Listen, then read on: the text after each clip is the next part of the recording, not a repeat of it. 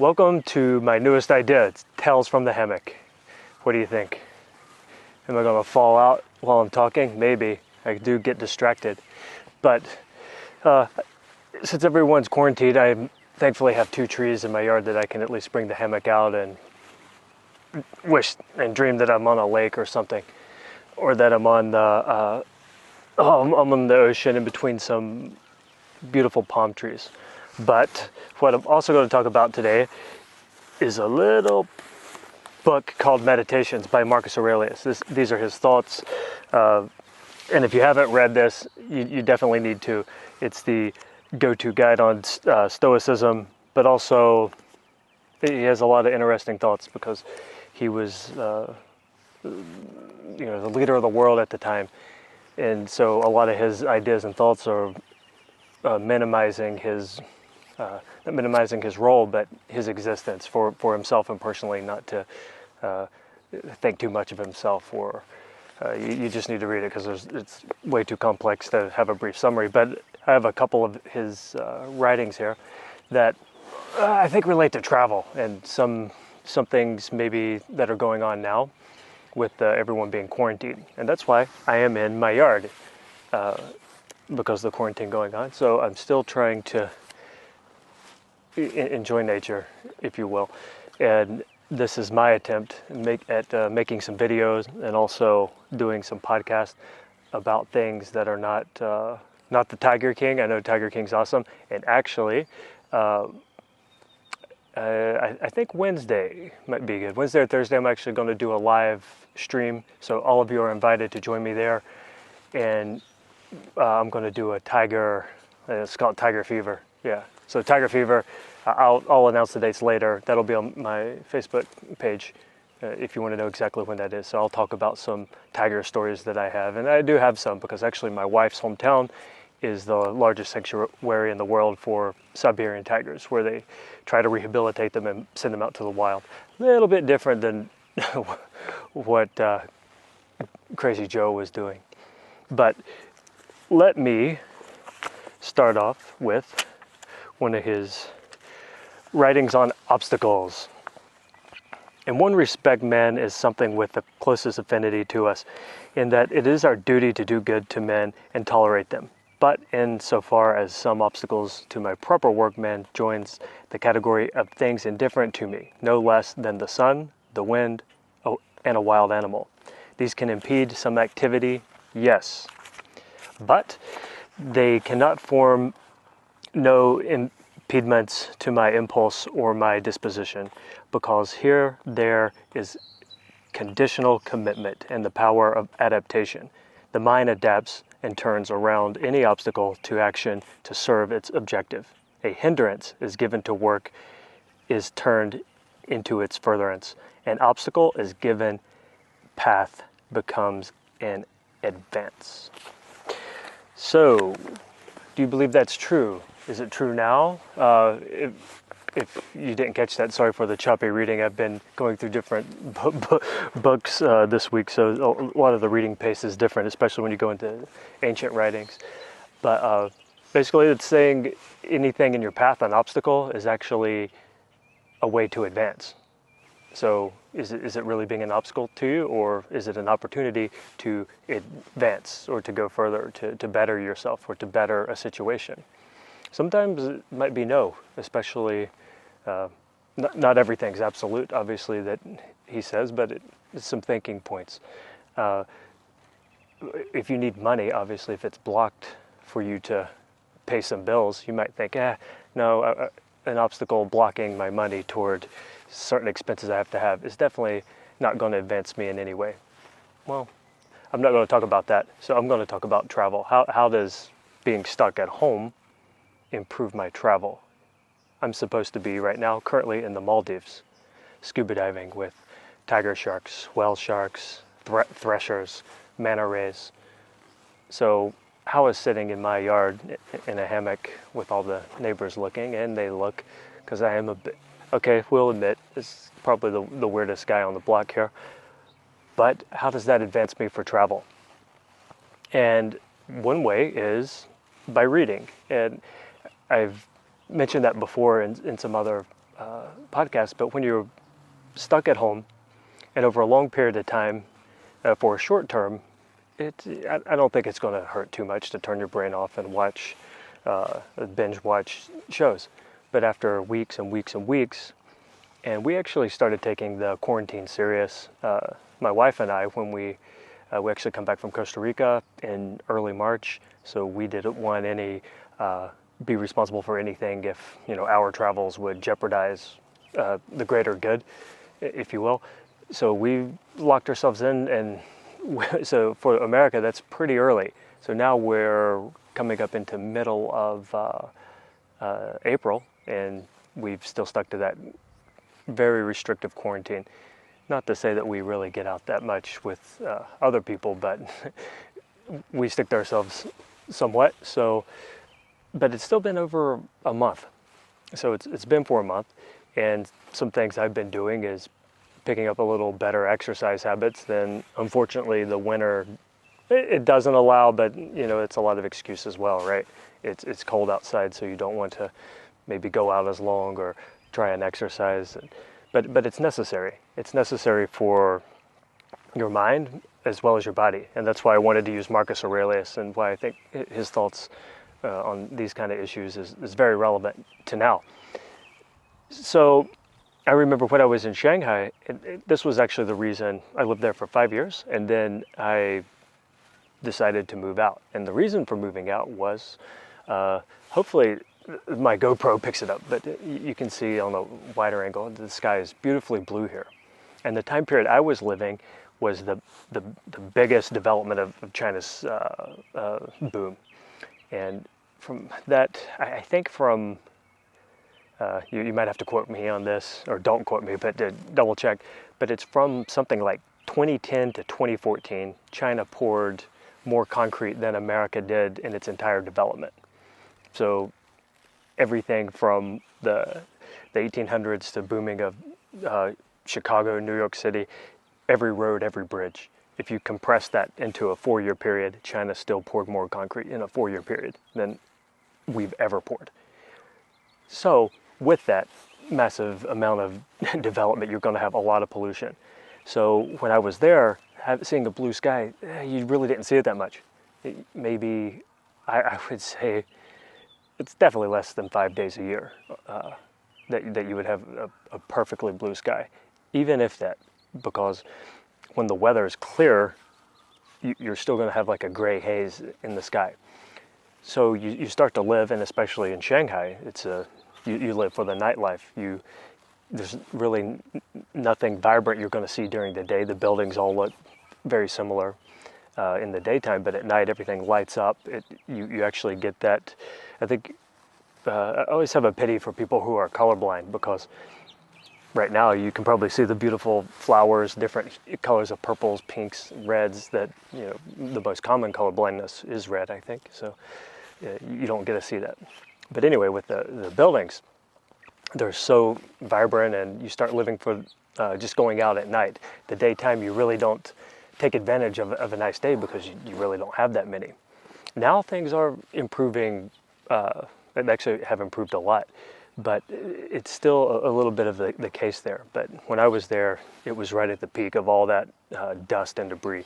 So you start to realize that your body starts acting in a different way.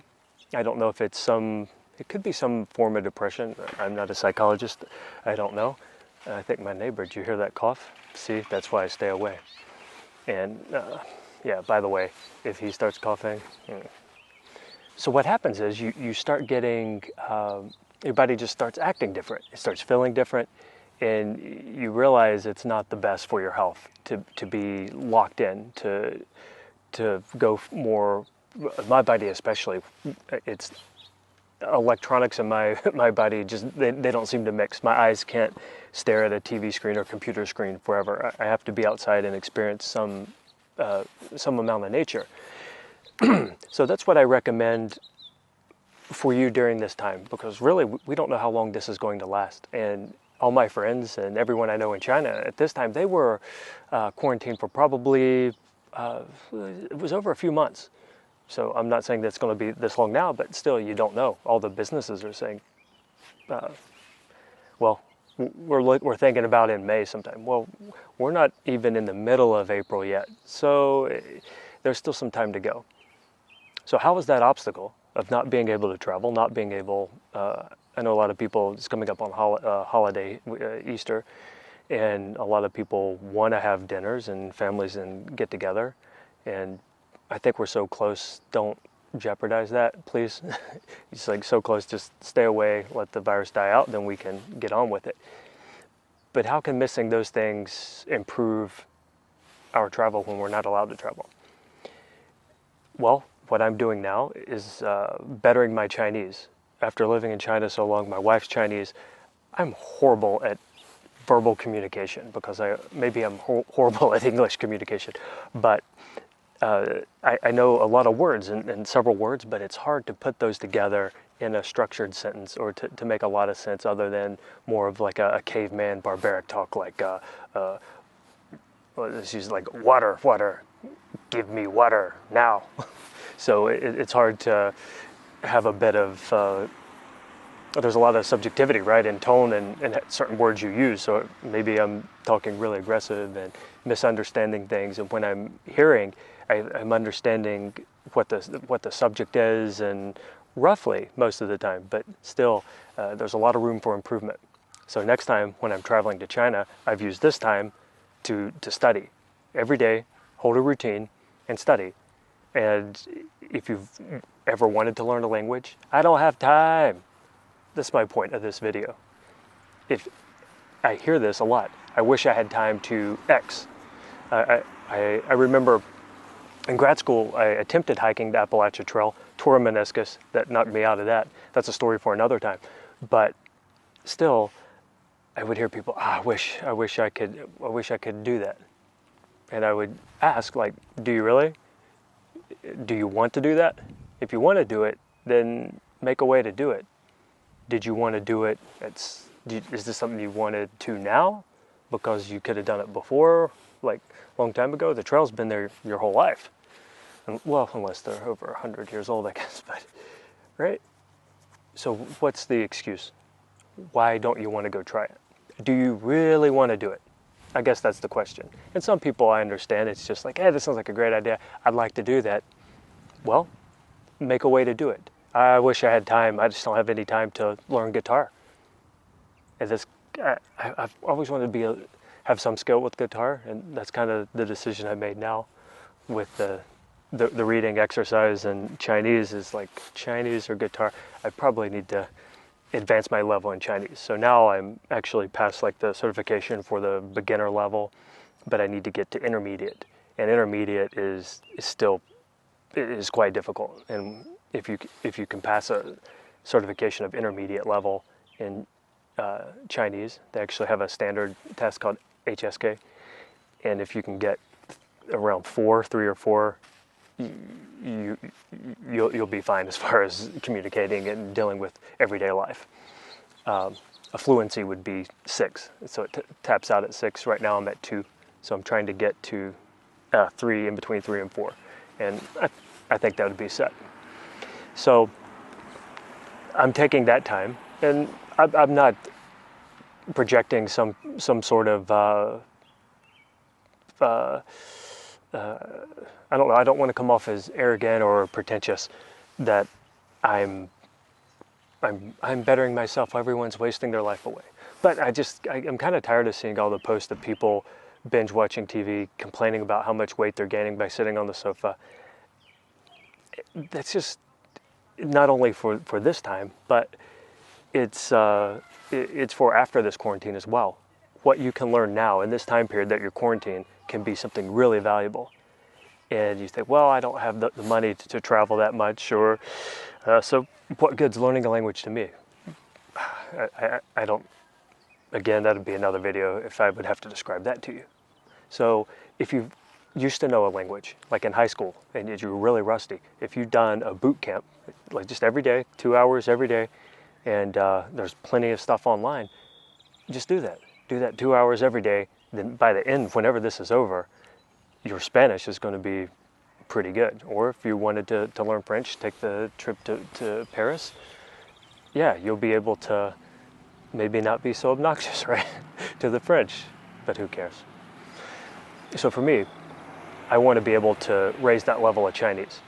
But also I want to do something like this project that I've started. Hopefully I'm better now than I started several weeks ago. Some of my first podcasts, they're not so good, but I'm wanting to find what is my style. Is it just talking into the microphone, or is it, I want to talk into the microphone for travel, but should I do video more?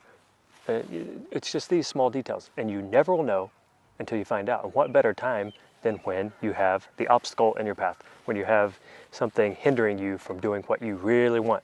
Well, if you really want it, now's the perfect time to train. It's like someone who wishes they could be a professional athlete, but do they ever train? Because you have to train, you have to be maniacal about training. And then there's still your chance of getting anywhere is very slim to none. So now you have the time to train. You have the time to train your body if you wanted, better conditioning or, whatever fitness goals you have. I just don't have time. Well, a lot of people have a lot of time right now, so that's not an excuse. If I wish I could learn guitar language, okay, now's the perfect time to do it. So I don't want to be one of the obnoxious people who are like, seize the day, but that's kind of what I'm saying. Because at least seize this opportunity, and you don't have to seize all of it. Just seize half the day. If everyone's locked in, and if you would just trust me on that, your mind's going to be better. You're going to feel more refreshed. Because I noticed my time in when I moved out of Shanghai and then started getting into a lot better, healthier atmospheres, or when I would just travel outside, maybe go down to Thailand or go to Japan. Instantly you notice your body starts recovering, and it just starts getting a different perspective, and it seems to do a lot better for you. And I mentioned this before in another episode, but I think it's worth repeating that when captives or prisoners of war, they're captured for an undisclosed amount of time. Things are terrible, conditions are terrible, torture and everything like that. So a common thing that holds the people through, who can make it through, is generally it's not the physical stuff. It's not the physical torture. It's usually isolation, or it's the mental strain and the mental stress on not knowing what's coming every day. So we really don't know what's coming every day with the quarantine. So we do have to create something that we know is coming every day. We have to set an objective for ourselves every day. We have to set a goal, no matter how small it is, but something that to our mind is productive. And when you do that, mentally you'll start becoming more sharp, less depressed. And I just think as a whole, and if you ever read Meditations, the whole, as he talks about the whole perspective, the whole universe, all the time. The whole, you're going to be better off, and you will be much more fresh, and you'll probably have a skill that you can go enjoy life after that, and maybe you want to keep up because you've never had the time, you've never been able to, but now you can. So don't waste that time, please. And also don't. When things get back open, don't be reluctant to travel. And something that I've been mentioning, a theme with going to places I do go, I'm not a proponent of going to places where you don't know, you don't really have a clue what's going on. I like to have a bit of a clue, because I think you can run into a certain mindset of traveler that's very naive to go to places and be like, well, it's fine, or whoever they are, they'll take care of it, the hotel, resort, wherever you're going. I recommend you have some knowledge about where you're going. And you're also going to find better ways to do things, better things to see. Maybe don't see the big attraction that everyone goes to, that every bus takes you to. There might be some places that are better off the beaten track that you can get to, and it really only comes through research. So now you have plenty of time to research. Set a goal. Hey, in 2020 at the end of the year or whenever, I want to take this trip and let me start doing the research every day to see this, to see that. And then at the end, you have a plan to really have something special. And if it needs some language, if you are going to, let's say you are going, I mentioned Thailand earlier, pick up a few phrases in Thai just so you know a little bit. And by knowing a little bit of the language, no matter where you go, it kind of sets you apart. If it's an area with a lot of tourists, it does at least show the intention that you're more invested in your trip and being there. You just don't want to come stare at the people and take a picture and dock and leave, and be you don't want to be this kind of obnoxious type. So it at least gives you a bit of a more charming personality, and it will suit your trip better if you have this kind of back knowledge. Not that you're trying to mark a place, just try to check one off the list. Hey, I went there. So that's just what I recommend. And I had one last. It's book number 6, Marcus Aurelius. All that exists will soon change. Yes, oh, don't we know that? Either it will be turned into vapor, if all matter is a unity, or it will be scattered in atoms. So he's basically saying it'll all be oblivion in the end. So what does it matter? Well, that's up to you to decide. It's not up to anyone else. And that is true. In the end, we are guaranteed to not continue. So you have the time now to sit and watch Netflix till your eyes bleed, or sharpen your mind, sharpen your body to go do something much better when all this is over. So this whole long video was all about that, I guess, to say you can improve yourself. Don't waste the moment in this opportunity, because the obstacle that's in the road right now, stopping everyone, should actually be helping us. It should allow us to maybe scratch off some things. And I am hoping that this is what it does. And I do feel sorry for a lot of restaurants that may not survive this time. It's going to be terrible for a lot of smaller businesses and restaurants. But also, I hope people also see how cooking at home, hopefully you're cooking at home, how much better that is for you, what you can do at home when you cook your own meals. And also I always enjoy cooking at home, the process of it, because I'm also a hunter. And I think it's very important to know where your food comes from, how to get it, where it comes from. And that gives you, it doesn't come in cellophane in the grocery store. So when everyone's panicking to buy whatever at the supermarket, I never felt that panic, because I know if it really got so bad, I know I can handle it. So I think this is very important to reevaluate ourselves, reevaluate your family. Say, hey, you know what? We've been kind of going off to our rooms too much, separating when everyone comes home from work.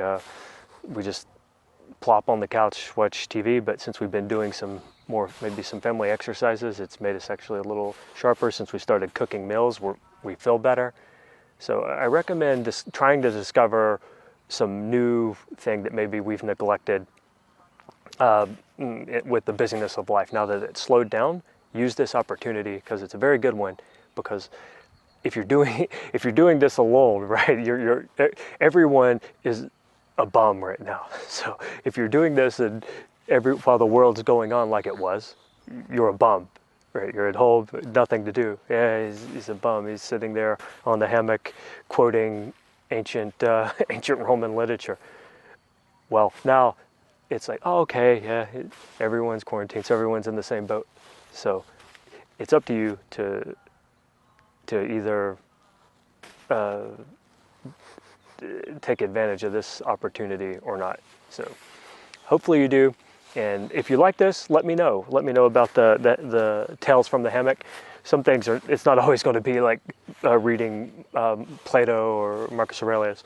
It will be maybe just some stories, or it'll be out by the lake. I have beautiful spots here out by the lake. They're all closed now, so that's why I'm here in the yard. But the yard's not too bad either, is it? So thank you for listening, and hope to See you next time.